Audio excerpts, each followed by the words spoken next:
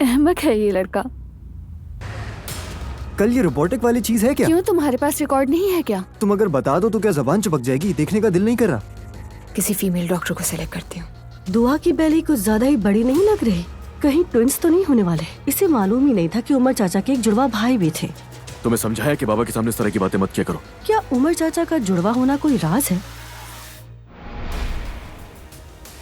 अच्छा लग रहा हूँ। दरवाजे पर इस्तकबाल हो रहा है, मगर थोड़ा सा मुस्कुरा भी लिया करो यार। सॉरी रेहान, मैं तुम्हें मुस्कुराकर वेलकम नहीं कर सकती। बस इसीलिए तुम अकेली हो। इस वक्त बात तुम्हारी और मेरी नहीं है। दुआ तुम्हारी वजह से बहुत परेशान है, मतलब ईमान की ड्रामेबाजी से। अपनी मंगेतर से कहो कि अब्दुल्ला साहब और मरियम साहिबा को इम्प्रेस करने के लिए फजूल हरकतें ना करें। आइंदा मुझे इन फजूल बातों के लिए तंग मत करना, ठीक है ज़ैनब?